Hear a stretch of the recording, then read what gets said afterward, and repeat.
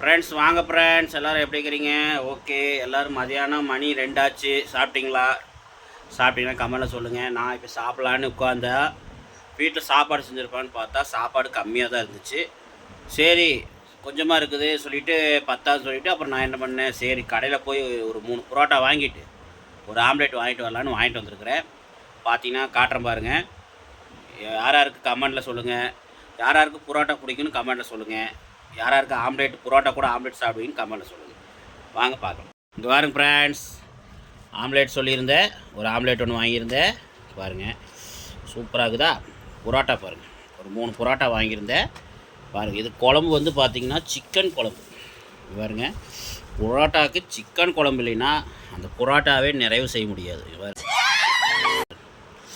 வாங்க ஃப்ரெண்ட்ஸ், இப்போ இதை பிச்சு போட்டுட்டு குழம்பு ஊற்றிட்டு உங்களுக்கு காட்டுறேன். இதுதான் இன்றைக்கி மதியான சாப்பாடு. வாங்க சாப்பிடலாம். ஃப்ரெண்ட்ஸ் பாருங்கள், பார்த்தீங்கன்னா தெரியும்.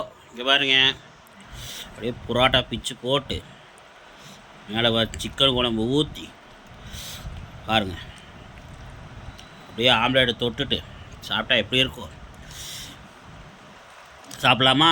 வாங்க சாப்பிடலாம். நல்லா பாருங்கள், நல்லா பெரட்டி எடுத்துக்கங்க. வாங்க சாப்பிடலாம். வாங்க ஃப்ரெண்ட்ஸ்.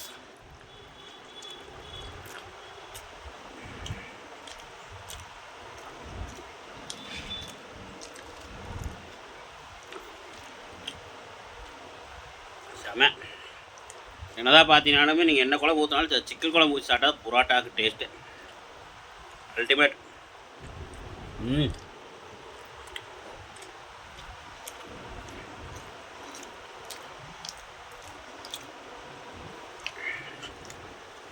வாங்க ஆம்லேட் சாப்பிடலாம்.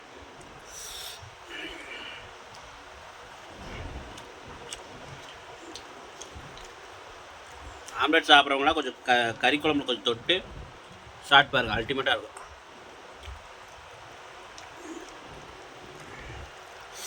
சூப்பராக இருக்குது.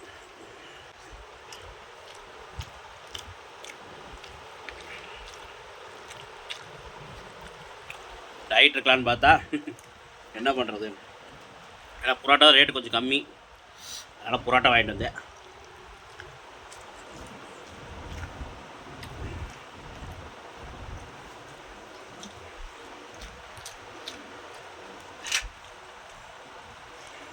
பணம் இருந்ததுன்னா சாப்பாடு இல்லைன்னா பிரியாணி சாப்பிடுவேன் வியாபாரத்துக்கு போகும்போது.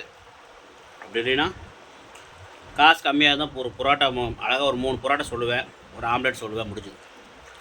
அப்படியே சாப்பிட்டுக்கிறது. ஏன்னா புரோட்டா சாப்பிட்டாலும் வயிறு நம்பிடும், என்ன தண்ணி தாக அடிச்சிட்டே இருக்கும். அதுதான் பிரச்சனை. மதியான நேரம்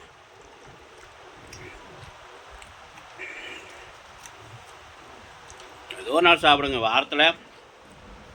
வாரத்துலையும் இல்லை, மாதத்தில் ஏதோ ஒரு நாள் சாப்பிடுங்க. ஒரு தடவை 2 தடவை சாப்பிட்லாம். அதிகமாக சாப்பிடாதீங்க. புரோட்டா வந்து அதிகம் சாப்பிட வேண்டாம். நான் வந்து இன்றைக்கி சாப்பாடு செய்யலாம், சாப்பிட்றேன்னா சாப்பிட மாட்டேன். நான் சாப்பிட்டு 1 மாதம் ஆக போகுது புரோட்டா சாப்பிட்டு.